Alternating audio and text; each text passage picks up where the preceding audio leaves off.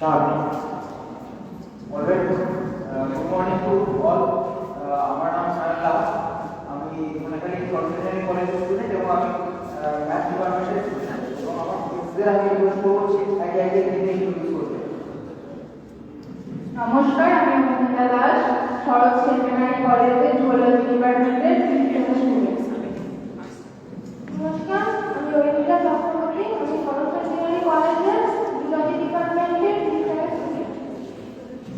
নমস্কার, আমি অনিশ ব্যানার্জি, শরৎ সেকেন্ডারি কলেজের হিস্ট্রি ডিপার্টমেন্টের ফিজিক্সের স্টুডেন্ট। নমস্কার, আমি প্রিয়া সাউ, ইংলিশ ডিপার্টমেন্ট থেকে ফার্স্ট সেমিস্টার।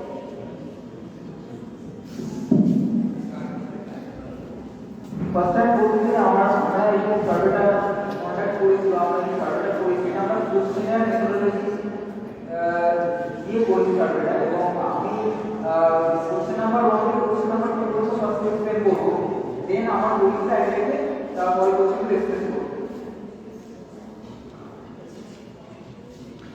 তো ফার্স্ট কোশ্চেন যেটা ওই ভবিষ্যতে তুমি কিভাবে জীবিকা নির্বাহ করতে চাও, তো আমরা কনসেপ্ট স্টুডেন্টের উপর সার্ভেটা করছি, সেখানে আমরা দেখতে পাচ্ছি south east format secretary prefer করেছে, মানে এখানে ম্যাক্সিমাম স্টুডেন্ট মোর দেন 50% স্টুডেন্ট আমাদের সরকারি সেক্রেটারি প্রেফার করেছে। যেমন আমরা জানি যে সরকারি চাকরিতে আমরা জব সিকিউরিটি পাই বা বিভিন্ন পার্টস পাই, যেটা এবং আমাদের একটা স্ট্যাটাসও সমাজে পাই, যেটা আমাদের লাইফে স্কেল আপ করতে সাহায্য করে। কিন্তু আমরা এটাও দেখতে পাচ্ছি যে প্রাইভেট জব অ্যান্ড বিজনেস এটাকে সম করেও সেটা সরকারি চাকরি সেটা প্রায় সমান হয়ে যাচ্ছে। তো আমরা দেখতে পাচ্ছি যে স্টুডেন্টরা সরকারি চাকরিটাকে প্রেফার করলেও আস্তে আস্তে স্টুডেন্টদের মধ্যে প্রাইভেট জব এবং বিজনেসের ব্যাপারে আমরা একটা বিজনেস সম্পর্কে ধারণা, প্রাইভেট জব সম্পর্কে ধারণাটাও বাড়ছে।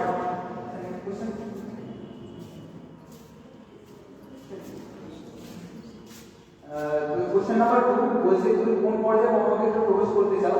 এখানে আমরা দেখতে পাচ্ছি যে 50 স্টুডেন্টের মধ্যে 21 জন স্টুডেন্ট যারা গ্র্যাজুয়েশনের পর কর্মক্ষেত্রে প্রবেশ করতে চায়, যারা গ্র্যাজুয়েশনের পর অনেক পরীক্ষার ক্ষেত্রে বা অনেক জবের ক্ষেত্রে সেখানে স্কেল আপ করা বা প্রমোশন পাওয়া সেটা আরো বেশি হয়ে যাবে, আমরা আরো বেশি মাইনে দিতে পারি প্রমোশনের মাধ্যমে।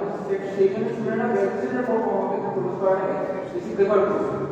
কোশ্চেন নাম্বার 3 দেখতে পাচ্ছি আপনার স্থানীয় এলাকায় উপলব্ধ চাকরি বা কাজের সুযোগ সম্পর্কে প্রধানকারী কোনো নির্ভরযোগ্য উৎস আছে। এবার যেহেতু আমরা শহরতলি বা গ্রাম থেকে বিলং করি, তাই শহর বা গ্রামের দিকে চাকরির ব্যাপারে তথ্য প্রদানকারী কোনো সংস্থা বা এই ধরনের ইনস্টিটিউশন আমাদের সেইভাবে নেই। তাই এটা খুব স্বাভাবিক যে এখানে নাটাই বেশি পাওয়া যাবে, না উত্তরটাই বেশি স্টুডেন্টের কাছ থেকে পাওয়া যাবে। আমরা এটা দেখতে পাচ্ছি মোটা সম্ভব 80 সামথিং পাওয়া যাচ্ছে এবং 20 পাওয়া যাচ্ছে। তো আমরা দেখতে পাচ্ছি যে আমাদের গ্রামে এবং শহরগুলিতে চাকরি সম্পর্কে তথ্য প্রদান করে সেরকম কোনো সমস্যা নেই। ফোর্থ কোশ্চেনটা হচ্ছে স্টুডেন্টদের পছন্দের সেক্টরস অফ ইকোনমি। এখানে আমরা দেখতে পাচ্ছি 40% স্টুডেন্ট সিলেক্ট করেছে ফুড ইন্ডাস্ট্রি, তারপর ফিশারি অ্যান্ড ওয়েলফেয়ার সেক্টর হচ্ছে 10%, healthcare sector 9%, general jewellery sector 8%, power sector 6%, and others 49% এরকম আছে। তো আমরা এটা কি করেছি আদার্স বাদে এবার আমরা এখানে যেগুলো মোস্ট প্রেফার্ড সেগুলো আমরা কালচারের নাম দিয়ে দেখতে পাচ্ছি যেগুলো most preferred sector of economy. তো স্টুডেন্টরা ফুড ইন্ডাস্ট্রি চাইলে মোস্ট প্রেফার্ড সবথেকে বেশি প্রেফার করে অন্যান্য সেক্টর অফ ইকোনমি। তো আমরা এখানে কোশ্চেন নাম্বার 5 আর 6 থেকে একটু রিকভারি করি, কারণ কোশ্চেন নাম্বার 5 এর একটা কোশ্চেন নাম্বার 4 এর আনসারের উপরেই মোস্টলি ডিপেন্ডেন্ট, কারণ ওখানে স্টুডেন্টরা যে ধরনের সেক্টর থেকে কেমন চয়েস করে সেই ধরনের টিচার যারা ওখানে কোশ্চেন নাম্বার 5 এর রেসপন্স করবে। এটা হচ্ছে কোশ্চেন নাম্বার 7।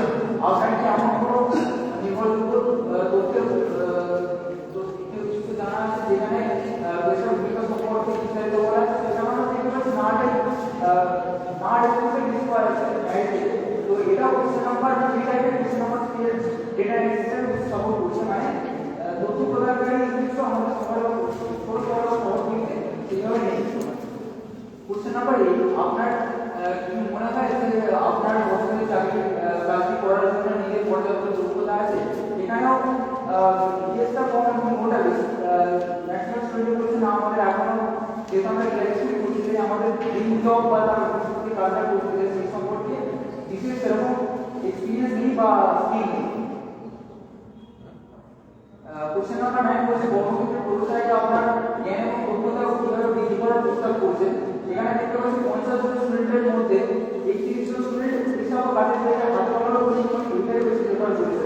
এটা বোঝাচ্ছে যে তারা স্কিল ডেভেলপ করে তারপর তারা কর্মক্ষেত্রে প্রবেশ করতে চাইছে। এখন কিন্তু এটা একটা কথা হয়ে গেছে যে মার্কস ম্যাটার করে স্কিলটা বেশি ম্যাটার করে, তাই তারাও এটাই মনে করে যে আগে স্কিলটা বেশি ডেভেলপ করা হবে। কোশ্চেন নাম্বার 10 শিক্ষার্থীদের কর্মক্ষেত্রে প্রশিক্ষণের জন্য কোনো সরকারি উদ্যোগ কি আপনার জানা আছে? এখানেও ইয়েস ইয়েস 24% এন্ড নো হচ্ছে 76%। তো এই ক্ষেত্রে আমরা দেখতে পাচ্ছি question number 3 and question number 7 এটাকে এটা রেসপন্স তো কোশ্চেন নাম্বার 10টা সাপোর্ট করছে। কোশ্চেন নাম্বার 10 এর রেসপন্সটা কর্মক্ষেত্রে প্রশিক্ষণের জন্য কোনো সরকারি উদ্যোগ সেইভাবে স্টুডেন্টদের জানা নেই, স্টুডেন্টদের এই ব্যাপারে অ্যাওয়ারনেস খুব কম, এটা আমরা দেখতে পাচ্ছি।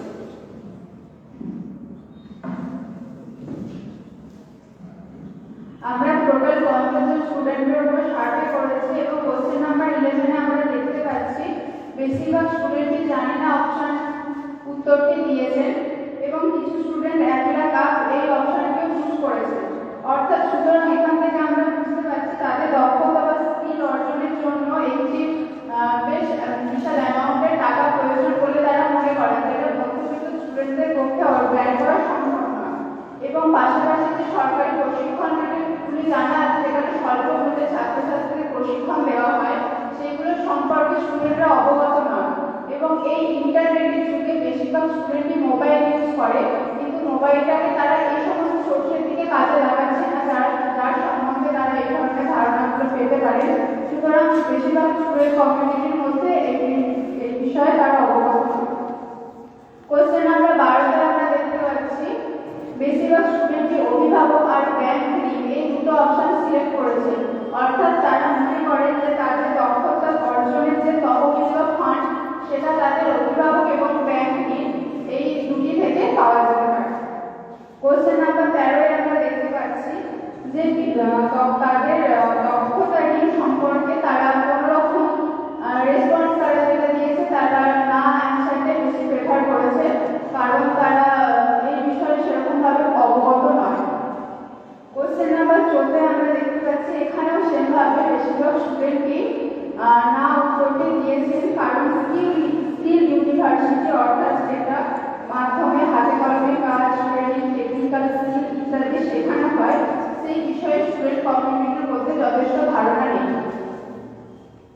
কোশ্চেন নাম্বার 15 আমরা দেখতে পাচ্ছি এখানে উৎকর্ষ বাংলা সম্পর্কে স্টুডেন্টদের ধারণা থাকলেও বাদবাকি স্কিলগুলো সম্পর্কে তাদের সেভাবে কোনো ধারণা নেই।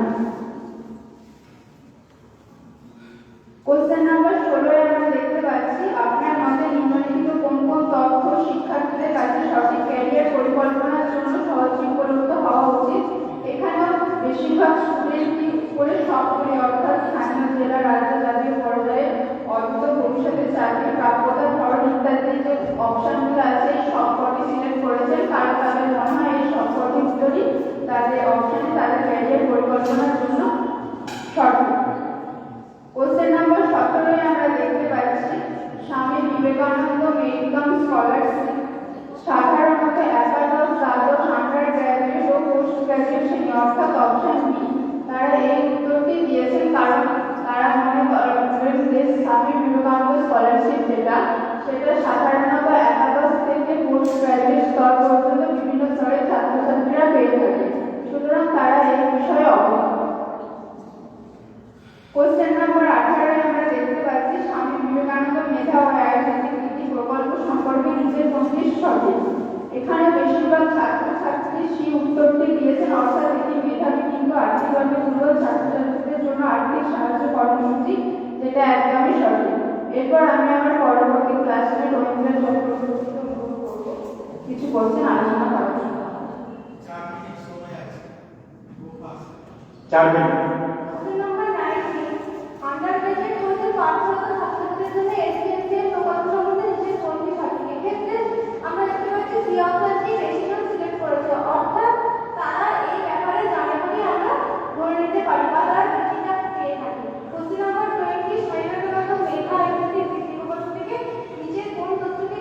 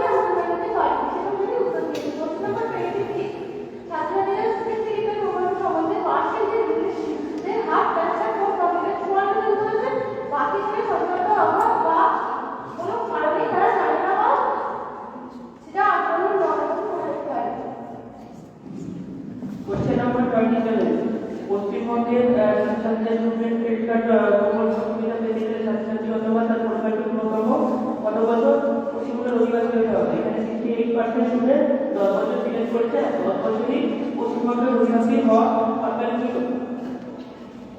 পশ্চিমবঙ্গের ছাত্রছাত্রী ক্রেডিট কার্ড 28 নাম্বার কোশ্চেন প্রকল্প সম্পর্কে তুমি কোন সময় জানতে পারো? এখানে 31 জন স্টুডেন্ট আন্ডার গ্রাজুয়েট ভর্তি হওয়ার পর এই সম্পর্কে জানতে পেরেছে। 29 পশ্চিমবঙ্গের ছাত্রছাত্রীদের স্টুডেন্ট ক্রেডিট কার্ড প্রকল্প তুমি প্রথম কার্ড থেকে তথ্য পেয়েছে। এখানে 68% স্টুডেন্ট স্কুল বা কলেজের কর্তৃপক্ষ থেকে জানতে পেরেছে। কোশ্চেন নাম্বার 30 এ পশ্চিমবঙ্গের ছাত্রছাত্রীদের স্টুডেন্ট ক্রেডিট কার্ড প্রকল্পে তোমার পরিচিত কেউ নিয়ে পড়াশোনা করছে? এখানে 10 জন নিয়ে পড়াশোনা করছে এবং 40 জন না বলেছে।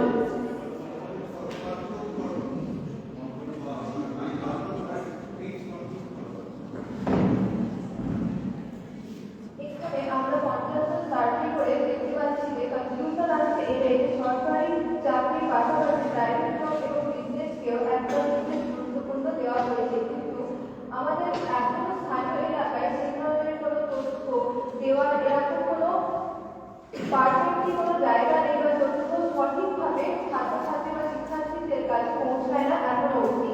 তার উপর আমরা সচেতনতার স্কিম সম্বন্ধে যে সচেতনতা আছে তার মধ্যেও অবগতার অনেক কম খামতি দেখা যাচ্ছে। তার উপরেও সোশ্যাল মিডিয়া বা শিক্ষা প্রতিষ্ঠানের মাধ্যমে বা সেমিস্টারের মাধ্যমে যে নির্দেশগুলো দেওয়া হয় তার মধ্যে অনেক খামতি আছে, যেটা তথ্য যেন যে তথ্যগুলো সরকার দেওয়া হচ্ছে সেই তথ্যগুলো যেন সবকিছু ঠিকভাবে আমাদের শিক্ষার্থীদের কাছে যেন পৌঁছায়, এটাই এই সার্ভের মাধ্যমে বলে যাচ্ছে। ধন্যবাদ। Thank you. সেক্রেটারি কলেজ ধনিয়া থাকি যেটা হচ্ছে টাইম ম্যানেজমেন্ট কিন্তু ঠিকঠাক হলো না, বাট সার্ভে করতে সুন্দর করে তৈরি করা হয়েছে।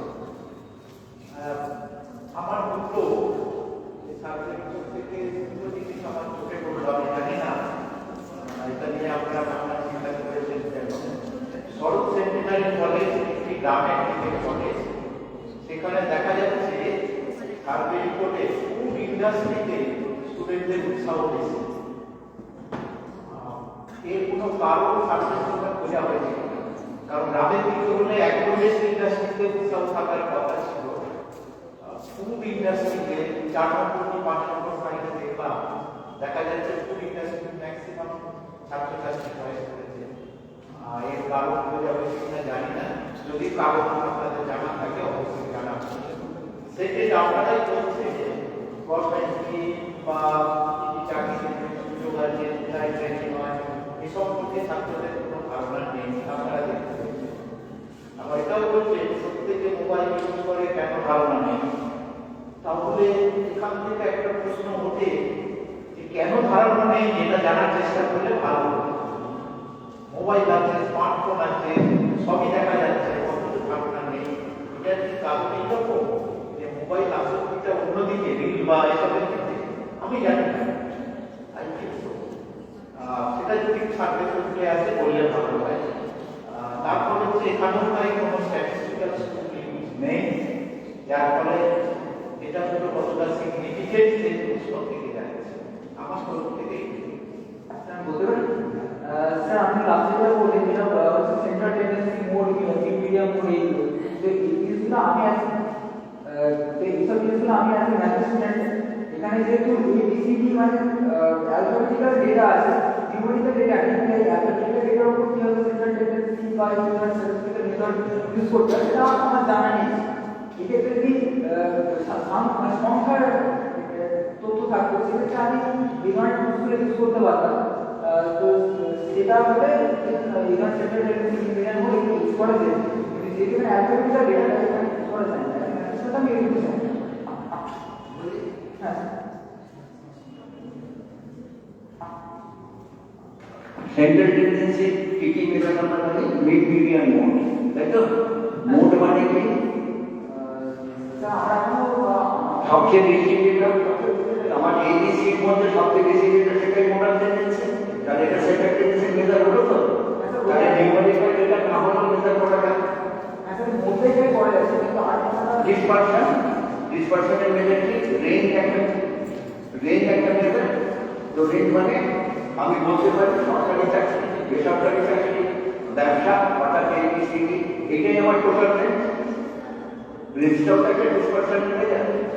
তাহলে সেন্টার টেন্ডেন্সি আবার কিছু কিছু ক্ষেত্রে তো আমরা দেখতে পাচ্ছি যে নিউমেরিক্যাল ভ্যালুও আছে একটা দুটো ক্ষেত্রে, সেক্ষেত্রে অ্যাটেন্ড করা যায়। তোমরা করেছো জানি, মানে যে বাচ্চা বানিয়েছো তুমি যেখানে হ্যাঁ মাকে উঠতে পারো, সেখানে তো মোডাল টেন্ডেন্সি বটে, হ্যাঁ থেকে 1 2 তো করাই যায়, অথবা 0 1 তো করাই যায়। তো ওটাকে কনভার্ট করে না করলেও হয়তো বলতে পারে নাটাই মোডাল টেন্ডেন্সি। এরকম ভাবে সেন্ট্রাল টেন্ডেন্সি কিন্তু মাপা যায়। বলে গেল? হ্যাঁ স্যার, আর সেকেন্ড একটা জিনিস আমি বলতে চাই, সেটা হচ্ছে সরকারি স্কিমগুলোর প্রতি যে অ্যাওয়ারনেস, সেটা আমাদের যেটা আমরা কাজে বলতে পারি, সেটা হচ্ছে স্টুডেন্টের মধ্যে এই ব্যাপারে অ্যাওয়ারনেস কম, কিন্তু আমাদের কলেজে কিছু আমি প্রতিনিধিত্ব করতে করছি স্টুডেন্ট ক্রেডিট কার্ড সার্ভিস এইসব স্কিমগুলোর ব্যাপারে সেমিনার হয়। তো সরকার প্রচেষ্টা করছে, আমাদের কলেজে বিভিন্ন প্রচেষ্টা করে এই সম্পর্কে স্টুডেন্টের মধ্যে অ্যাওয়ারনেসটা বাড়ানো, এবং আমরা দেখতে পাচ্ছি আস্তে আস্তে বাড়ছে। এখন অ্যাওয়ারনেস কম, কিন্তু আমরা আমাদের ভবিষ্যতে অ্যাওয়ারনেসটা বাড়বে।